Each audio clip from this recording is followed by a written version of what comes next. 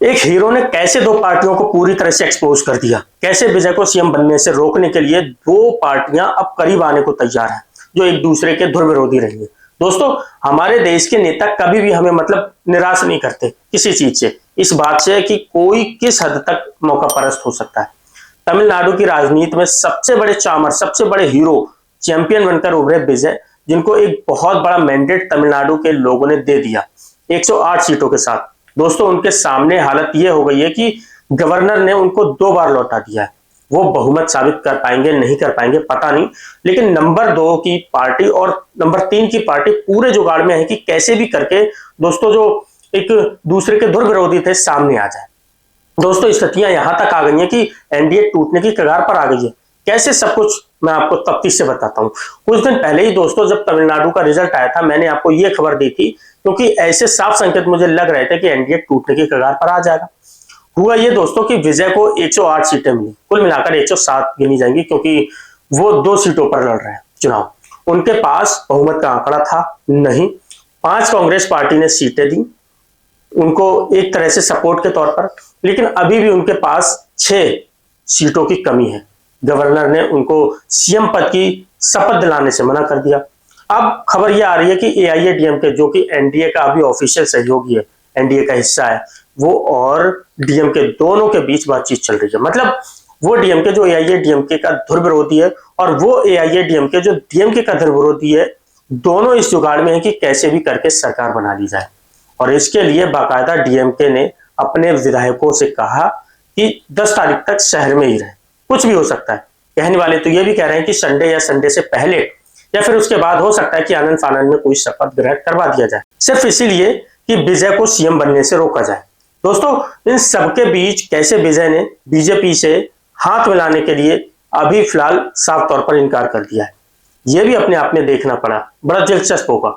लेकिन जो ताजा घटनाक्रम है दोस्तों, मीडिया रिपोर्ट्स के हवाले से जो खबरें आ रही हैं वो ये कि एआईएडीएमके और डीएमके के बीच बातचीत चल रही है। मतलब नंबर 2 की पार्टी और नंबर 3 की पार्टी एआईएडीएमके जो है वो एनडीए का हिस्सा है, बीजेपी का इसके साथ गठबंधन है।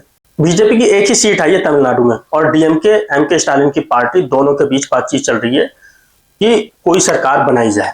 कहने वाले ये भी कह रहे हैं कि दोस्तों, एआईएडीएमके ने कहा कि हम इसके लिए एनडीए से बाहर आने को भी तैयार है, बीजेपी से अपना नाता तोड़ लेंगे और वीसी के भी हमारे साथ आ जाएगी, जिसके पास 2 विधायक हैं। लेफ्ट पार्टीज भी साथ आ जाएंगी और यह भी हो सकता है कि एआईएडीएमके का जो लीडरशिप है, जो एआईएडीएमके है, वो जाकर गवर्नर से मुलाकात कर ले और अपना पत्र दे दे। अब दोस्तों, डीएमके और एआईएडीएमके और वीसी के अगर साथ आते हैं तो बहुत बहुमत का जो जादुई आंकड़ा है उसको इजीली टच कर सकते हैं। दोस्तों, यह भी हो सकता है कि एमके स्टालिन के बेटे उदयनिधि स्टालिन को डिप्टी सीएम बनाया जाए। अभी चर्चाएं चल रही हैं और तो और विधायकों को डीएमके ने साफ तौर पर कहा है कि 10 मई तक चेन्नई में रुके, वहीं रहे, पार्टी हित में बड़ा फैसला होगा। 10 मई मतलब कल ही का दिन है दोस्तों। अब तो बीजेपी वाले भी इस पर बाकायदा संकेत देने लगे। देखिए, ये वीएल संतोष हैं, बीजेपी के बड़े नेता हैं और जनरल सेक्रेटरी हैं दोस्तों। अमित शाह के बड़े खास हैं, बड़ी बड़ी जिम्मेदारियां दी जाती हैं इनको। उन्होंने देखिए क्या बोला है, only time will tell who will form government in Tamil Nadu. ये तो वक्त ही बताएगा कि तमिलनाडु में सरकार कौन बनाता है, लेकिन एक चीज पक्की है कि कांग्रेस पार्टी के अंत में मुंह अंडे पड़ेंगे, मुंह में अंडे पड़ेंगे। मतलब अल्टीमेटली कांग्रेस पार्टी को मुंह की खानी पड़ेगी। क्यों? क्योंकि कांग्रेस का डीएमके के साथ गठबंधन था, एंड वक्त में पार्टी ने गठबंधन तोड़ दिया और विजय के साथ हाथ मिला दिया। और ये कौन कह रहा है? खुलेआम बीजेपी के बड़े बड़े नेता कह रहे हैं। हालांकि दोस्तों, विजय के पास एक और विकल्प है, एआईडीएमके के साथ भी विजय जा सकते हैं। और अगर एनडीए से एआईडीएमके नाता तोड़ लेता है, मतलब बीजेपी से अपने आप को अलग कर लेता है, तो फिर तो विजय के पास फेस सेविंग भी होगा। लेकिन विजय ने पूरा चुनावी बीजेपी के खिलाफ प्रचार करके लड़ा है। विजय कहते थे कि डीएमके उनका राजनीतिक विरोधी है, एमके स्टालिन की पार्टी, लेकिन बीजेपी उनका राजनीतिक शत्रु है। बड़े लेवल पर मुसलमानों ने उनको वोट दिया है इस मुद्दे पर। मुसलमानों ने नहीं, मतलब उनको तो खैर सारी बरादरियों ने वोट दिया है। केवल मुसलमानों के वोट से जितना बड़ा मैंडेट उनको मिला है, इतनी बड़ी जीत पॉसिबल ही नहीं है। लेकिन सेकुलर छवि के लिए, मतलब उन्होंने चुनाव ही सांप्रदायिकता के खिलाफ लड़ा है। इसलिए माना जा रहा है कि एआईएडीएमके से कैसे भी वो करके गठबंधन लेने मतलब सहयोग लेने के लिए तैयार नहीं। वो नहीं चाहते कि एआईएडीएमके के साथ सरकार बनाते हुए दिखे। दूसरी बड़ी अजीबोगरीब स्थिति भी आ गई है कि एआईएडीएमके के साथ अगर वो सरकार बनाते तो फिर कांग्रेस क्या करेगी? कांग्रेस के 5 एमएलए क्या मुर्गी खाएंगे? बड़ी मतलब अजीबोगरीब स्थिति दोस्तों तमिलनाडु की सरकार में हो गई है। लेकिन इसमें सबके सब एक्सपोज हो गए। वो डीएमके जिसने पूरे चुनाव बीजेपी के खिलाफ प्रचार किया। दोस्तों आपको याद होगा जब अचानक से सरकार ने संसद का सत्र बुलाया था महिला आरक्षण के नाम पर, सरकार डेलिमिटेशन और संविधान संशोधन बिल लेकर आई थी। तो एमके स्टालिन ने वो बिल फाड़ा था, उसको जलाया था। फाड़ा नहीं था, उसको जलाया था। काले कपड़े पहने थे, काले झंडे लगाए थे अपने घरों के बाहर। संसद में भी उनके सांसद बोले थे और बीजेपी को क्या जबरदस्त सुनाया था। सोचिए, उनकी पार्टी और एआईएडीएमके साथ आ रहे हैं। सब जानते हैं कि एआईएडीएमके आज तक तमिलनाडु की राजनीति में इसलिए जिंदा है क्योंकि उसके ऊपर बीजेपी का हाथ है और बीजेपी का पुराना सहयोगी है। एआईएडीएमके चुनाव से पहले उसका गठबंधन भी हो चुका है, लेकिन वो स्टालिन जिन्होंने बीजेपी के खिलाफ पूरा प्रचार, पूरा चुनाव, वो अलग बात है वो हार गए, आज वो ऐसी पार्टी के साथ गठबंधन करने को तैयार है जो बीजेपी के साथ इतने लंबे टाइम तक रह चुकी है, अभी भी बीजेपी के एनडीए का हिस्सा है।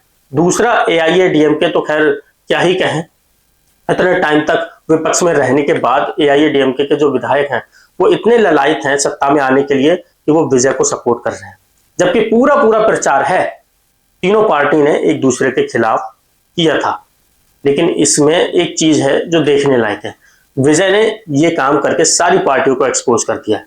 तमिलनाडु के लोग बड़े गौर से इन पार्टियों को देख रहे होंगे। दोस्तों विजय के पास इजी विकल्प था, वो कभी भी चाहते तो एआईएडीएमके का सपोर्ट ले सकते थे। हो सकता है आने वाले वक्त में लेना भी पड़ जाए, लेकिन उन्होंने कांग्रेस पार्टी, वीसीके और लेफ्ट पार्टियों से सहयोग मांगा है। मैं तो हैरान हूं दोस्तों, अभी भी लेफ्ट पार्टियां तय नहीं कर पा रही हैं। 4 विधायक हैं कुल जमा उनके पास, ये तय नहीं कर पा रहे हैं कि उनको विजय के साथ जाना है कि नहीं जाना है। और अगर आप विजय के साथ नहीं जाएंगे तो किसके साथ जाएंगे? डीएमके के साथ। डीएमके किसके साथ सरकार बनाएगी? एआईएडीएमके के साथ। कौन सा एआईएडीएमके जो एनडीए का हिस्सा रह चुका है? तो इनडायरेक्टली आपको किसको सपोर्ट कर रहे हैं? बीजेपी को। और फिर यही लोग दिल्ली में 5 साल बाद कोई सम्मेलन होगा, उसमें बैठकर भाषण देंगे कि अरे वो जो सरकार हमने बनाई, हम उस सरकार को ना बनाकर बीजेपी को रोक सकते थे, लेकिन हमसे बहुत बड़ी गलती हो गई, और इसको पल्ला झाड़ लिया जाता है। दोस्तों ये हम सबके लिए एग्जाम्पल है कि हमारे देश के राजनेता, हमारी देश की पार्टियां किस लेवल की मौका परस्त हो सकती हैं। और ये भी एग्जाम्पल है कि बीजेपी कांग्रेस पार्टी सरकार बना ले और विजय जो इतने बड़े किंग बनकर उभर रहे हैं, इतने बड़े चैंपियन बनकर उभर रहे हैं, कहीं वो मुख्यमंत्री ना बन जाए। उनको रोकने के लिए आप सोचिए कैसे कैसे जुगाड़ लगाए जा रहे हैं, कैसे कैसे। अब सब कुछ दोस्तों अगले 48 घंटे में तय होगा।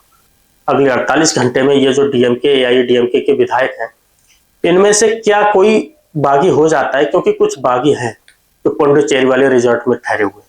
एआईएडीएमके के बागी या फिर डीएमके एआईएडीएमके मिलकर सरकार बना लेते हैं, या फिर ये जो लेफ्ट पार्टियों के 4 विधायक हैं, उनको सत्य की प्राप्ति होती है और उसके बाद उनको ये उम्मीद होती है कि नहीं, अब विजय के साथ जाकर सरकार बनाना ही ठीक डिसीजन होगा। दोस्तों लेकिन एक बात है, मतलब जनादेश का ये टोटल अपमान होगा। ये बिल्कुल वैसा ही है कि पश्चिम बंगाल में बीजेपी को मैंडेट मिला, भाई मैंडेट मिला है बीजेपी को, आप कुछ भी बोले उसको चोरी से मिलाओ, ऐसे मिलाओ, लेकिन नंबर बताते हैं कि बीजेपी को अक्रॉस हर जात, हर धर्म का वोट मिला है। कोई कैसे कह सकता है कि बीजेपी वहां सरकार बनाने की स्थिति में नहीं है? हाँ, टीवी के पास पूरे नंबर नहीं है, लेकिन उसके पास 25 सीटें कम नहीं है। ऐसी स्थिति में जब पहली बार जिस पार्टी ने चुनाव लड़ा हो, पहली बार में वो ऐसा हाल कर दे कि 108 सीटें जीत ले, और उसके बावजूद ये तभी हो सकता है जब जनता उसके साथ है। जनता चाहती है, इमोशनली तमिलनाडु के लोगों ने विजय को अपना मुख्यमंत्री चुना है, लेकिन अगर उनको सीएम नहीं बनाया जाता है, उनकी सरकार नहीं बनती, तो क्लियर कट जनादेश का अपमान होगा, मतलब जनादेश लूटने जैसा होगा टीवी के से। आप इस मुद्दे पर किस तरह से लेते हैं कमेंट बॉक्स में जरूर बताएं और इस चैनल को सब्सक्राइब जरूर करें। जय हिंद, वंदे मातरम।